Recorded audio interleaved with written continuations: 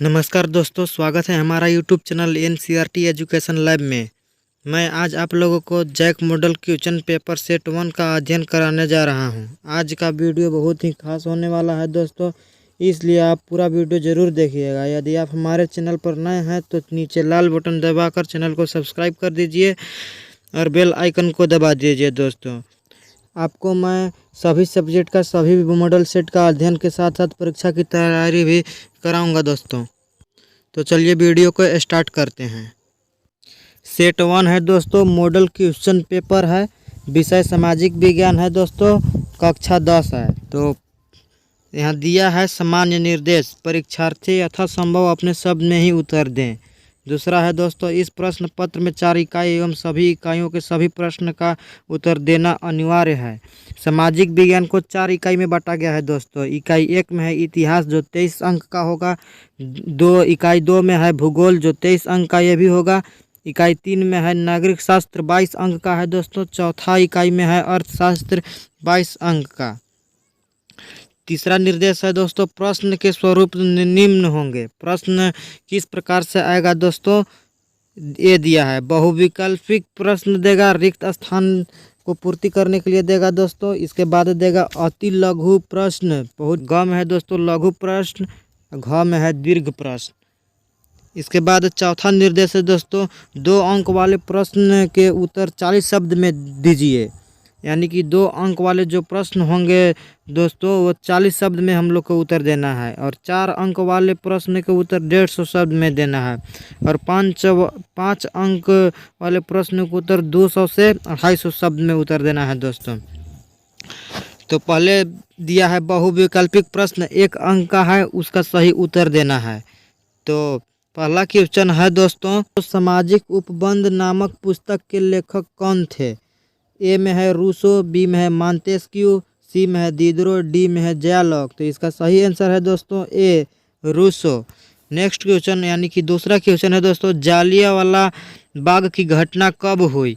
ए में है 8 अप्रैल 1919 ईस्वी, बी में है 11 अप्रैल 1919 ईस्वी, सी में है 13 अप्रैल 1919 ईस्वी, डी में है 25 अप्रैल 1919 ईस्वी। तो इसका सही आंसर है दोस्तों सी, 13 अप्रैल 1919 ईस्वी। तीसरा क्वेश्चन है जो दोस्तों, जोसेफी मैत्सनी का जन्म कब हुआ।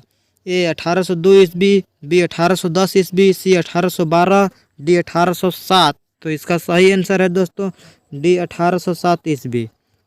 नेक्स्ट क्वेश्चन है दोस्तों, साइमन कमीशन भारत कब पहुंचा। ए 1925 ईस्वी, बी 1930 ईस्वी, डी सी 1928 ईस्वी, डी 1927 ईस्वी। तो इसका सही आंसर है दोस्तों सी 1928 ईस्वी। पांचवा क्वेश्चन है दोस्तों, रीडर पेस्ट क्या था। रीडर पेस्ट क्या था। ए मछली रोग, बी पुष्प रोग, सी पशु रोग, डी इनमें से कोई नहीं। तो इसका सही आंसर है दोस्तों सी, पशु रोग। रीडर पेस्ट पशु रोग था। छठा क्वेश्चन है दोस्तों, प्रथम विश्व युद्ध कब हुआ। ए 1916 से 1920 ईस्वी, बी 1914 से 1918, सी 1939 से 1945, डी 1912 से 1918। तो इसका सही आंसर है दोस्तों बी 1914 से 1918 ईस्वी तक प्रथम विश्व युद्ध चला था। अब है दोस्तों, कोष्टक में सही शब्द को चुनकर रिक्त स्थान को भरिए। तो क्वेश्चन 7 है दोस्तों, स्पिनिंग जेनी मशीन का आविष्कार खाली स्थान ने किया। तो इसका ऑप्शन दिया है दोस्तों, रिचर्ड आर्कराइट, जेम्स हारग्रीव्स। तो इसका सही आंसर है दोस्तों जेम्स हारग्रीव्स। इसका सही आंसर है जेम्स हारग्रीव्स। 8वां क्वेश्चन है दोस्तों, गांधी इरविन समझौता डॉट को हुआ कब हुआ दोस्तों। ऑप्शन है 5 मार्च 1931, 5 मार्च 1930। तो इसका सही आंसर है दोस्तों 5 मार्च 1931। गांधी इरविन समझौता 5 मार्च 1931 को हुआ है।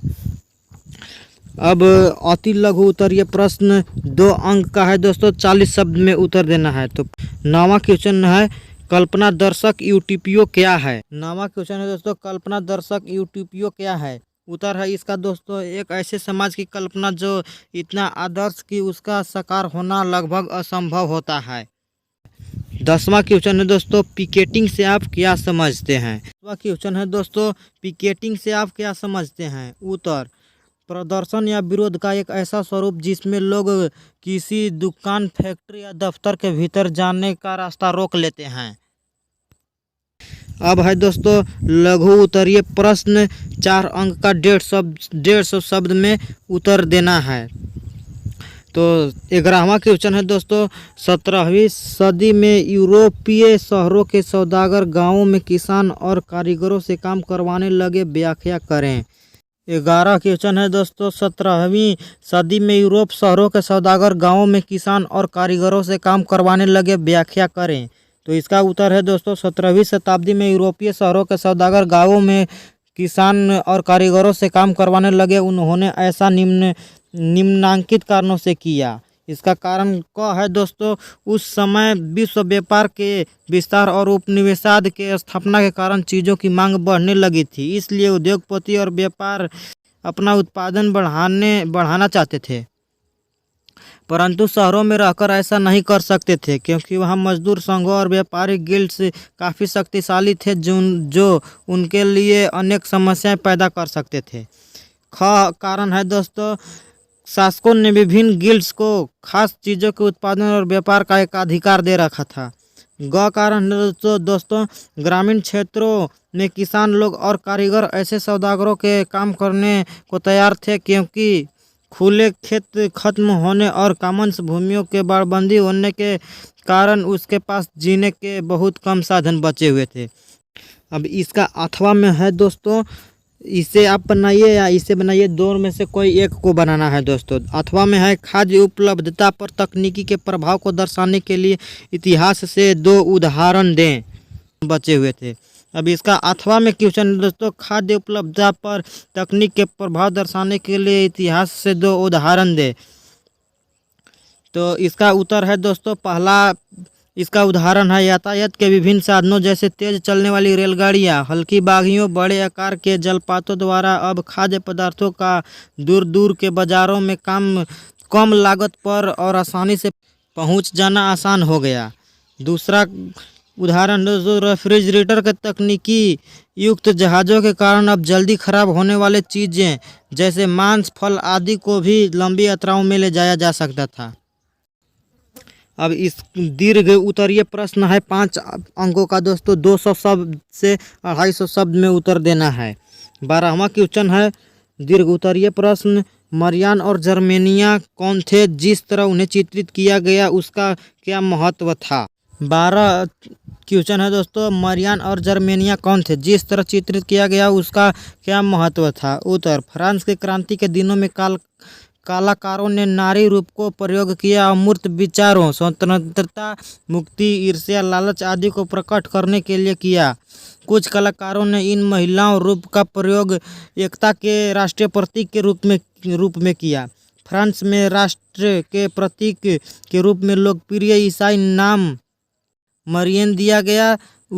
उसे लाल टोपी, तिरंगा और कलगी के साथ दिखाया गया और उसके प्रतिमा सार्वजनिक चौराहों पर लगाई गई ताकि लोगों को एकता के राष्ट्रीय प्रतीक की याद आती रहे। इसी प्रकार जर्मनी में जर्मन राष्ट्र का प्रतीक के रूप में जर्मेनिया को रूप को माना गया।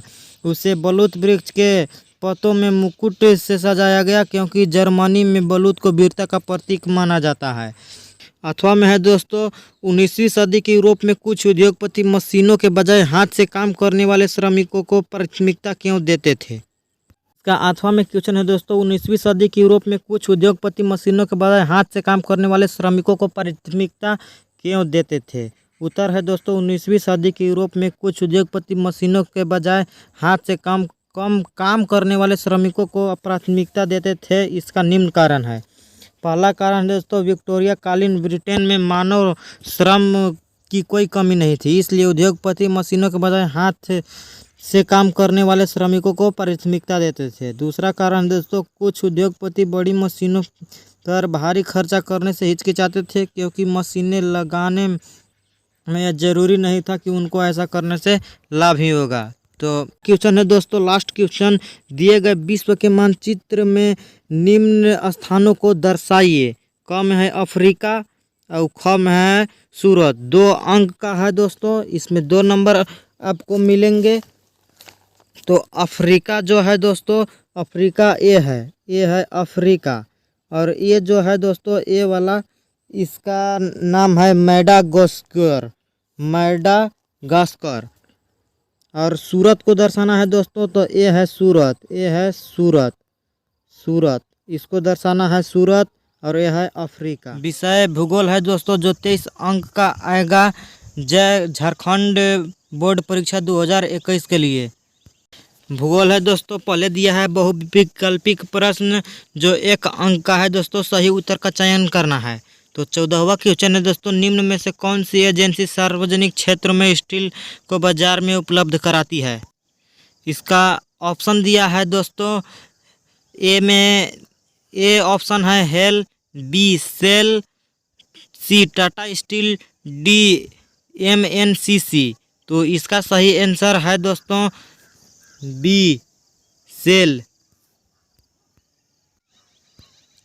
अब 15 क्वेश्चन है दोस्तों, भारत का सबसे लंबा राष्ट्रीय मार्ग इनमें से कौन है। ऑप्शन ए है 8, बी है 7, सी है 33, डी है 15। तो इसका सही आंसर है दोस्तों बी 7। इसका सही आंसर है दोस्तों बी 7। भारत का सबसे लंबा राष्ट्रीय मार्ग इनमें से 7 है। 16 क्वेश्चन है दोस्तों, इनमें से कौन सी रबी फसल है। ऑप्शन ए है चावल, बी है मोटे अनाज, सी है चना, डी है कपास। तो इसका सही आंसर है दोस्तों सी चना। चना एक रबी फसल है दोस्तों। 17 क्वेश्चन है दोस्तों, नवीकरण योग्य संसाधन का एक उदाहरण है। ऑप्शन ए है दोस्तों सौर ऊर्जा, बी है बॉक्साइट, सी है कोयला, डी है पेट्रोलियम। तो इसका सही आंसर है दोस्तों ए सौर ऊर्जा। सौर ऊर्जा एक नवीकरणीय योग्य संसाधन है दोस्तों। अब है दोस्तों अति लघु उत्तरीय प्रश्न, 2 अंक का है दोस्तों, 40 शब्द में उत्तर देना है। तो 18वां क्वेश्चन दोस्तों, लाल मिट्टी की रचना कैसे होती है। इसका आंसर है दोस्तों, उत्तर है लाल मिट्टी की रचना रावेदार आग्नेय चट्टानों पर कम वर्षा के कारण होता है। इन मृदाओं का लाल रंग रावेदार आग्नेय और रूपांतरित चट्टानों में लौह धातु के प्रसार के कारण होता है। अब है दोस्तों लघु उत्तरीय प्रश्न। अब है दोस्तों लघु उत्तरीय प्रश्न, 4 अंक का है दोस्तों, 150 शब्दों में उत्तर देना है। तो 19वां क्वेश्चन है दोस्तों, जलोढ़ मृदा के मुख्य विशेषताओं को लिखें। 19वां क्वेश्चन है दोस्तों, जलोढ़ मृदा के मुख्य विशेषताएं को लिखें। उत्तर है दोस्तों, जलोढ़ मृदा नदियों द्वारा लाए गए रेत, सिल्ट और मृतिक से बने होते हैं। जलोढ़ मृदा बहुत उपजाऊ होती है। अधिकतर जलोढ़ मृदा पोटास, फास्फोरस और चूना युक्त होती है। आयु के आधार पर जलोढ़ मृदा को 2 प्रकार होते हैं। पहला प्रकार होता है पुराना जलोढ़ मृदा जिसे बांगर कहते हैं, और नया जलोढ़ मृदा जिसे खादर कहते हैं। खादर मृदा में बांगर मृदा की तुलना में ज़्यादा महीन कण होते हैं। अधिक उपजाऊपन के कारण जलोढ़ मृदा वाले क्षेत्र में गहन कृषि की जाती है। सूखे क्षेत्र की मृदा और अधिक क्षारीय होती है। इन मृदाओं का सही उपचार और सिंचाई करके इनका पैदावार बढ़ाई जा सकती है। यह भारत का महत्वपूर्ण मृदा है। बहुत संपूर्ण उत्तरी मैदान जलोढ़ मृदा से बनी है। यह मृदाएं हिमालय के 3 महत्वपूर्ण नदी तंत्र सिंधु, गंगा और ब्रह्मपुत्र नदी को द्वारा लाए गए निक्षेपों से बनी है। अब है 20वां क्वेश्चन है दोस्तों, परंपरागत और गैर परंपरागत ऊर्जा साधन में क्या अंतर है। 20वां क्वेश्चन है दोस्तों, परंपरागत और गैर परंपरागत ऊर्जा साधन में क्या अंतर है। उत्तर, परंपरागत ऊर्जा तथा गैर परंपरागत ऊर्जा के साधनों में अंतर। परंपरागत ऊर्जा, पहला अंतर है दोस्तों, यह प्राचीन काल से प्रयोग होने वाले ऊर्जा हैं जिनकी मात्रा सीमित है। गैर परंपरागत का पहला अंतर है दोस्तों, यह भी प्राचीन काल से प्रयोग होने वाले हैं, किंतु उनका आज के संदर्भ में महत्व बढ़ गया है। दूसरा है दोस्तों, ये समाप्त होने वाले साधन है। और गैर परंपरागत का दूसरा अंतर है दोस्तों, ये कभी न समाप्त होने वाले साधन है। तीसरा परंपरागत ऊर्जा का अंतर है दोस्तों, यह एक सुविधाजनक और बहुप्रचलित रूप है। तीसरा गैर परंपरागत ऊर्जा के अंतर है दोस्तों, गैर परंपरागत ऊर्जा के साधन आसानी से उपलब्ध है, लेकिन इनका उपयोग व्यापक एवं बड़े पैमाने पर नहीं होता है। चौथा अंतर है दोस्तों, कोयला, पेट्रोलियम, परमाणु ऊर्जा, जल शक्ति आदि परंपरागत ऊर्जा के श्रेणी में आते हैं। चौथा परंपरागत ऊर्जा का चौथा अंतर है दोस्तों, सौर ऊर्जा, भूतापीय ऊर्जा, ज्वारीय ऊर्जा, पवन ऊर्जा, कूड़े गोबर से तैयार ऊर्जा को परंपरागत ऊर्जा के श्रेणी में आते हैं। अथवा में है दोस्तों, वर्षा जल संग्रहण के क्या उद्देश्य हैं। अब इसका अथवा में है दोस्तों, तो वर्षा जल संग्रह के क्या उद्देश्य हैं। उत्तर, वर्षा जल संग्रह के निम्नलिखित उद्देश्य हैं। पहला उद्देश्य है दोस्तों, जल की बढ़ती मांग को पूरा करना। दूसरा है दोस्तों, धरातल पर बहते जल की मात्रा को कम करना। तीसरा है दोस्तों, वर्षा जल का जल बहकर समुद्र में जाने से रोकना। चौथा है दोस्तों, भौम जल को इकट्ठा करने की क्षमता तथा जल स्तर को बढ़ाना।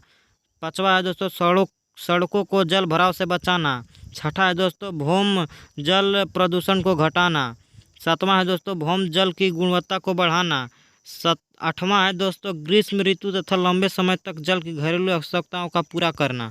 अब है दोस्तों दीर्घ उत्तरीय प्रश्न, 5 अंक का है दोस्तों, 200 से 250 शब्द में उत्तर देना है। 21वां क्वेश्चन है दोस्तों, जल दुर्लभता क्या है और इसके मुख्य कारण क्या हैं। 21वां क्वेश्चन है दोस्तों, जल दुर्लभता क्या है और उसके मुख्य कारण क्या हैं। उत्तर है दोस्तों, जल का अधिक मांग, असमान वितरण एवं दुरुपयोग के कारण जल स्तर लगातार नीचे जा रहा है तथा जल दुर्लभ होता जा रहा है। जल की कमी की इन समस्याओं को जल दुर्लभता कहते हैं। अब जल दुर्लभता का कारण देखते हैं दोस्तों। पहला कारण है, संसार भर में जितना पानी उपलब्ध है उसका 2.5% ही मीठे पानी है। इस मीठे जल का 70% भाग पहाड़ों पर बर्फ के रूप में पाया जाता है। इस प्रकार मीठे और स्वच्छ पानी की मात्रा बहुत कम रह जाती है। दूसरा कारण हो सकता है दोस्तों, निरंतर बढ़ रही जनसंख्या के कारण भी प्रति व्यक्ति की उपलब्धता निरंतर कम होती जा रही है। अब तीसरा कारण है दोस्तों, जब हम खेती के सिंचाई की आवश्यकता से अधिक प्रयोग करते हैं तो पानी की कमी हो जाती है दोस्तों। चौथा कारण है दोस्तों, नित्य प्रति बढ़ने वाले उद्योगों के कारण भी पानी की कमी होती जाती है। कई उद्योग जैसे कागज उद्योग, इस्पात उद्योग में जल की बड़ी खपत होती है। पांचवा है दोस्तों, शहरों निरंतर बढ़ने से भी पानी की आवश्यकता बहुत बढ़ जाती है, जिसके कारण पानी की कमी हो जाती है। छठा है दोस्तों, शहरों में पका ज़्यादा होने के कारण वर्षा जल बहकर नदियों से समुद्र में चल जाता है, जिससे पानी की कमी हो जाती है। इसका अथवा में क्वेश्चन है दोस्तों, चावल की खेती के लिए उपयुक्त भौगोलिक परिस्थितियां का वर्णन करें। अब 21वां का अथवा में क्वेश्चन है दोस्तों, चावल की खेती के लिए उपयुक्त भौगोलिक परिस्थितियां का वर्णन करें। पहला है दोस्तों, चावल के लिए उष्ण और आर्द्र जलवायु बहुत अनुकूल है। दूसरा है दोस्तों, इसके लिए औसत वार्षिक वर्षा 100 सेंटीमीटर से अधिक और तापमान 24 डिग्री सेल्सियस से अधिक होनी चाहिए। तीसरा है दोस्तों, दोमट उपजाऊ मिट्टी जिसमें काफ़ी समय तक पानी इकट्ठा रह सके, इस फसल के लिए बहुत उपयोगी है। भूमि समतल होनी चाहिए। नदी, घाटियाँ और डेल्टा प्रदेशों में पाई जाने वाली जलोढ़ मिट्टी चावल के लिए उपयुक्त होती है। चौथा है दोस्तों, चावल अधिकतर पश्चिम बंगाल, उत्तर प्रदेश, पंजाब और हरियाणा के क्षेत्र में खूब उगता है। 22वां है दोस्तों, दिए गए भारत के मानचित्र में निम्नांकित को दर्शाइए। लाल मिट्टी और चाय। लाल मिट्टी और चाय को भारत के मानचित्र में दिखाना है दोस्तों।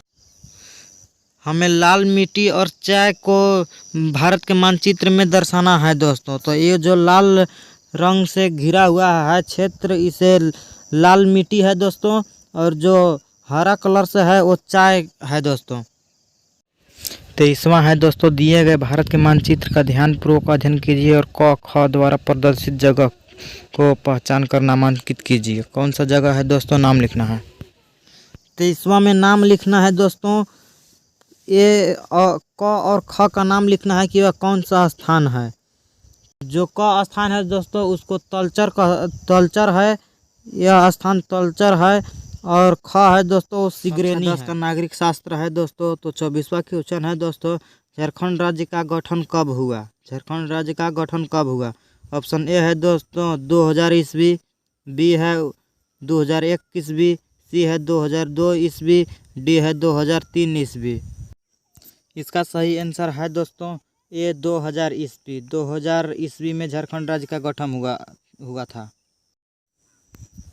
25 क्वेश्चन है दोस्तों, 1970 और 1993 के मध्य बेल्जियम के संविधान में कितनी बार संशोधन किया गया? ऑप्शन ए है 1, बी है 3, सी है 4, डी है 5। तो इसका सही आंसर है दोस्तों सी 4। 1970 और 1993 के बीच उन्होंने अपने संविधान में 4 बार संशोधन कराया था दोस्तों। इस बात के लिए कि देश में रहने वाले किसी भी आदमी को बेगानेपन का एहसास न हो और सभी मिलजुल कर रह सकें। उन्होंने इसके लिए जो व्यवस्था की वह बहुत ही कल्पनाशील है दोस्तों। 26 क्वेश्चन है दोस्तों, इनमें से कौन गैर लोकतांत्रिक देश है? ऑप्शन ए है पाकिस्तान, बी है भारत, सी है संयुक्त राष्ट्र अमेरिका, डी है इनमें कोई नहीं। तो इसका सही आंसर है दोस्तों ए पाकिस्तान। पाकिस्तान गैर लोकतांत्रिक देश है दोस्तों, इसमें लोकतंत्र का कोई भावना नहीं है। 27वां क्वेश्चन है दोस्तों, भारतीय जनता पार्टी का मुख्य प्रेरक सिद्धांत क्या है? ऑप्शन ए है दोस्तों बहुजन समाज, बी है क्रांतिकारी लोकतंत्र, सी है सांस्कृतिक राष्ट्रवाद, डी है आधुनिकता। इसका सही आंसर है दोस्तों सी सांस्कृतिक राष्ट्रवाद। भारतीय जनता पार्टी ने 2019 में हुए लोकसभा चुनाव में 303 सीटें से जीतकर सबसे बड़े दल के रूप में उभरी है दोस्तों। अब 28वां क्वेश्चन है दोस्तों, भारतीय कम्युनिस्ट पार्टी की स्थापना कब की गई? ए है 1925 ईस्वी, बी है 1927 ईस्वी, सी है 1929 ईस्वी, डी है 1930 ईस्वी। तो इसका सही आंसर है दोस्तों ए 1925 ईस्वी। 1925 ईस्वी को भारतीय कम्युनिस्ट पार्टी की स्थापना की गई थी। भारतीय कम्युनिस्ट पार्टी ने 2019 के लोकसभा चुनाव में 1% से कम वोट और 2 सीट हासिल किया था। अब है दोस्तों कोष्टकों में सही शब्द को चुनकर रिक्त स्थान को भरिए। 29वां क्वेश्चन है दोस्तों, श्रीलंका स्वतंत्र राष्ट्र ... में बना। तो इसका सही आंसर है दोस्तों सन 1948 ईस्वी। सन 1948 ईस्वी में श्रीलंका स्वतंत्र राष्ट्र बना था दोस्तों। अब 30वां क्वेश्चन है दोस्तों, बहुजन समाज पार्टी का गठन ... में हुआ। सन 1991 ईस्वी, सन 1984 ईस्वी। तो कब हुआ है दोस्तों? इसका सही आंसर है सन 1984 ईस्वी। 31वां क्वेश्चन है दोस्तों, 22 भाषाओं को भारतीय संविधान के ... अनुसूची में रखा गया। ऑप्शन है दोस्तों 8वीं अनुसूची और 11वीं अनुसूची। तो इसका सही आंसर है दोस्तों 8वीं अनुसूची। 22 भाषाओं को भारतीय संविधान के 8वीं अनुसूची में रखा गया था दोस्तों। अब है दोस्तों अति लघु उत्तरीय प्रश्न, 2 अंक का 40 शब्दों में उत्तर देना है दोस्तों। तो 23वां क्वेश्चन है, सत्ता की साझेदारी से क्या लाभ है? तो इसका सही आंसर है दोस्तों विभिन्न सामाजिक समूहों के बीच टकराव का अंदेशा कम हो जाता है। चूँकि सामाजिक टकराव आगे बढ़कर अक्सर हिंसा और राजनीतिक अस्थिरता का रूप ले लेता है, इसलिए सत्ता में हिस्सा दे देना राजनीतिक व्यवस्था के स्थायित्व के लिए अच्छा है। सत्ता की साझेदारी दरअसल लोकतंत्र की आत्मा है। अब 34 क्वेश्चन है दोस्तों, सूचना के अधिकार से क्या समझते हैं? इसका आंसर है दोस्तों नियमित और निष्पक्ष चुनाव के प्रमुख नीतियां और नए कानूनों पर खुली सार्वजनिक चर्चा और सरकार तथा इसके कामकाज के बारे में नागरिकों को जानकारी प्राप्त करने के अधिकार को सूचना का अधिकार कहते हैं। अब है दोस्तों लघु उत्तरीय प्रश्न, 4 अंकों का 150 शब्दों में उत्तर देना है दोस्तों। तो 35 क्वेश्चन है, एक अच्छे लोकतंत्र के मुख्य विशेषताओं को लिखें। इसका उत्तर है दोस्तों लोकतंत्र ऐसी शासन पद्धति है जहां शक्ति का स्रोत जनता होता है। सरकार जनता के द्वारा चुनाव होता है। लोकतंत्र में चुनाव निष्पक्ष और स्वतंत्र रूप से होता है और चुनाव द्वारा लोग जब चाहे मौजूद शासकों को बदल सकते हैं। सभी नागरिकों को स्वतंत्र रूप से वोट देने का अधिकार होता है। चुनाव द्वारा चुनी गई सरकार अथवा संविधान द्वारा निश्चित बुनियादी कानून और नागरिक के अधिकारों की सीमा में रहते हुए काम करती है। सरकार की आलोचना करने का अधिकार होता है नागरिकों को दोस्तों। अब 35 क्वेश्चन का अथवा में क्वेश्चन है दोस्तों, भारत की संघीय व्यवस्था में बेल्जियम से मिलती जुलती विशेषता और उनसे अलग एक विशेषताओं को बताएं। तो इसका उत्तर है दोस्तों समान विशेषता है दोस्तों। भारत के बेल्जियम दोनों में मिलती जुलती विशेषता यह है कि दोनों लोकतांत्रिक देश है। दोनों देशों में केंद्र सरकार राज्य सरकार से ज़्यादा ताकतवर है। दोनों में त्रिस्तरीय सरकार है। अभिन्न विशेषता है दोस्तों, भारतीय संघ में कुछ राज्य को विशेष दर्जा प्राप्त है, जैसे जम्मू कश्मीर का अपना कानून है, परंतु बेल्जियम में सभी राज्य का समान अधिकार है। अब है दोस्तों दीर्घ उत्तरीय प्रश्न 5 अंकों का 200 से 250 शब्दों में उत्तर देना है दोस्तों। तो 36 क्वेश्चन है दोस्तों, लोकतंत्र में राजनीतिक दलों के विभिन्न कार्यों की चर्चा करें। तो इसका आंसर है दोस्तों क उत्तर है दोस्तों, लोकतंत्र में राजनीतिक दलों के निम्न कार्य हैं। क है दोस्तों, दल चुनाव लड़ते हैं। अधिकांश लोकतांत्रिक देशों में चुनाव राजनीतिक दलों द्वारा खड़ा किए गए उम्मीदवारों के बीच लड़ा जाता है। प्रत्येक उम्मीदवार चुनाव जीतकर अपनी नीतियों को क्रियान्वित कर सके। अब ख है दोस्तों, दल अलग अलग नीतियों और कार्यक्रमों को मतदाताओं के सामने रखते हैं और मतदाता अपनी पसंद की नीतियां और कार्यक्रम चुनते हैं। सरकार प्रायः शासक दल की राय के अनुरूप अपनी नीतियां तय करती है। ग है दोस्तों, पार्टियां देश के कानून निर्माण में निर्णायक भूमिका निभाती है। कानूनों पर औपचारिक बहस होती है और उन्हें विधायिका में पास करवाना पड़ता है, लेकिन विधायिका के अधिकतर सदस्य किसी न किसी दल के सदस्य होते हैं। घ है दोस्तों, दल ही सरकार बनाते हैं और चलाते हैं। पार्टी नेता चुनती है, उनको प्रशिक्षित करती है और फिर पार्टी के सिद्धांत और कार्यक्रम के अनुसार फैसले करने के लिए उन्हें मंत्री बनाती है, ताकि वह पार्टी के इच्छा के अनुसार सरकार चला सके। चाहे दोस्तों, चुनाव हारने वाले दल शासक दल के विरोधी पक्ष की भूमिका निभाते हैं। 6 है दोस्तों, जनमत निर्माण में दल महत्वपूर्ण भूमिका निभाते हैं। ज है तो दल ही सरकार मशीनरी और सरकार द्वारा चलाए जाने वाले कल्याण कार्यक्रम तक लोगों की पहुंच बनाते हैं। अब इसका अथवा में क्वेश्चन है दोस्तों, विकेंद्रीकरण किसे कहते हैं, इसकी आवश्यकता क्यों पड़ती है, कारण लिखें। उत्तर है दोस्तों, भारतीय में संघीय सत्ता की साझेदारी 3 स्तरों पर है। पहला है केंद्रीय सरकार, दूसरा है राज्य सरकार और तीसरा है स्थानीय सरकार। जब केंद्र और राज्य सरकार से शक्तियां लेकर स्थानीय सरकारों को दी जाती है तो इसे सत्ता की विकेंद्रीकरण कहते हैं। विकेंद्रीकरण के पीछे बुनियादी सोच आया है कि विकेंद्रीकरण के पीछे बुनियादी सोच यह है कि अनेक मुद्दों और समस्याओं का निपटान स्थानीय स्तर पर ही बढ़िया ढंग से हो सकता है।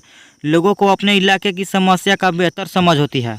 लोगों को इस बात की भी अच्छी जानकारी होती है कि पैसा कहाँ खर्च किया जाए और चीज़ों का अधिक कुशलता से उपयोग किस तरह किया जा सकता है। इसके अलावा स्थानीय स्तर पर लोगों को फैसलों में सीधे भागीदारी बनाना भी संभव हो जाता है। स्थानीय सरकारों की स्थापना स्वशासन के लोकतांत्रिक सिद्धांत को वास्तविक बनाने का सबसे अच्छा तरीका है। इकाई 4 अर्थशास्त्र है दोस्तों, बहुविकल्पिक प्रश्न है। 1 अंक का सही उत्तर का चयन करना है।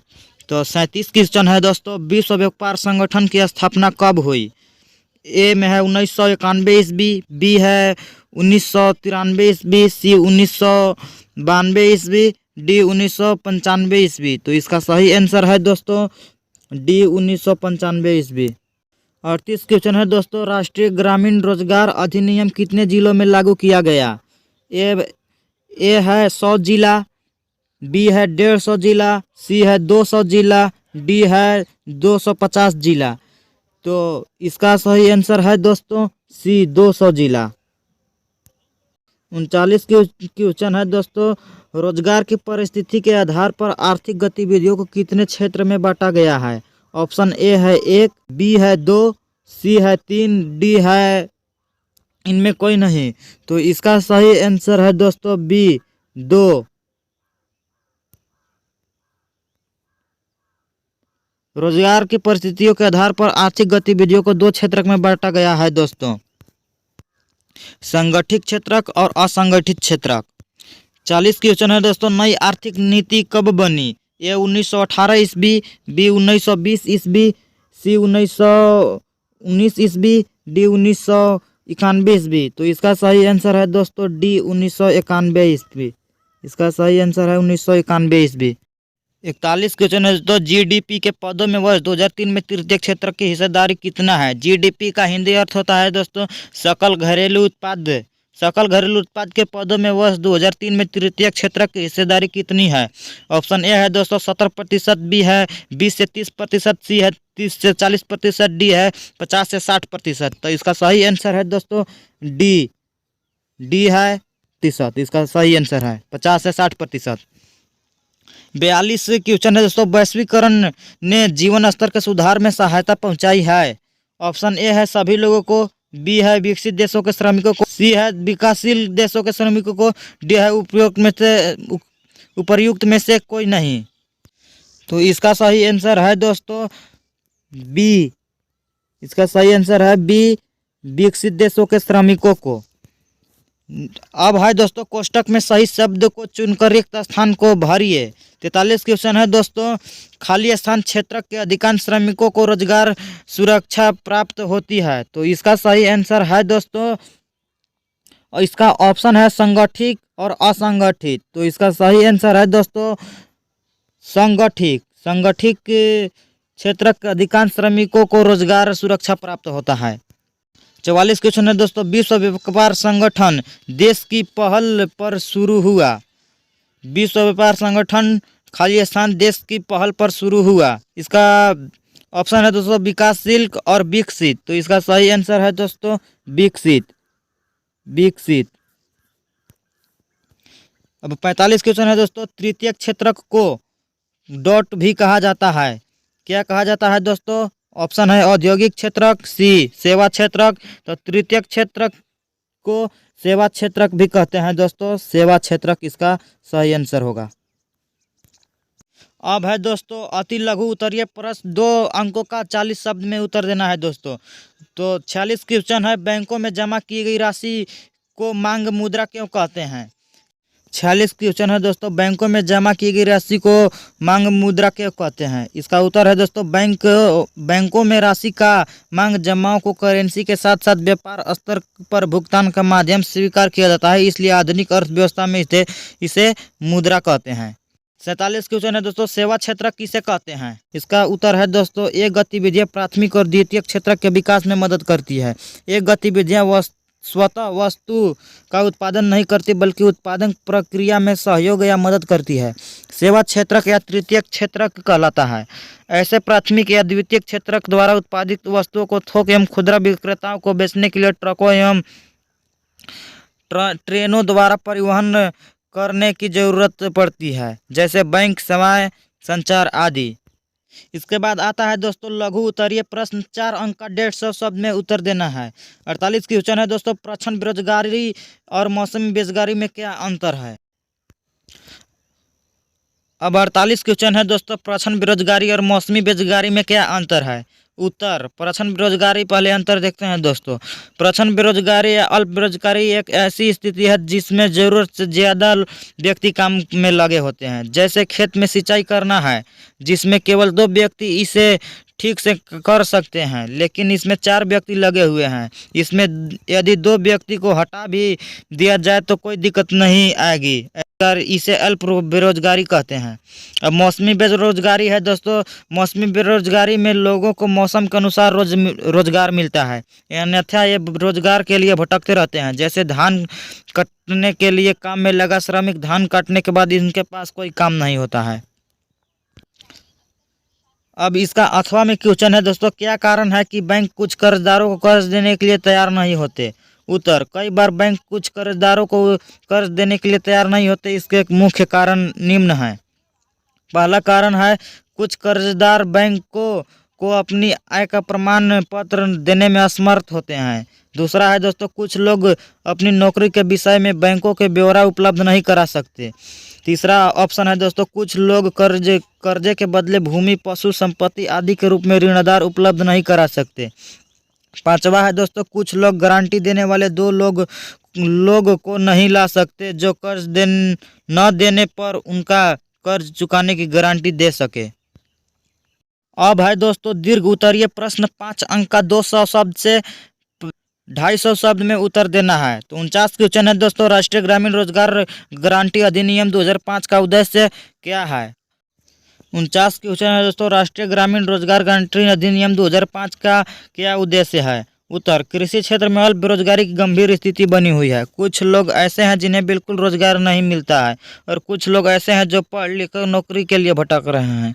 छोटी अवधि के लिए हमें कुछ द्रुत उपाय की जरूरत है। इसे ध्यान में रखते हुए केंद्र सरकार ने अभी भारत के लगभग 625 जिलों में काम का अधिकार लागू करने के लिए कानून बनाया है। इसे महात्मा गांधी राष्ट्रीय ग्रामीण रोजगार गारंटी अधिनियम 2005 कहते हैं।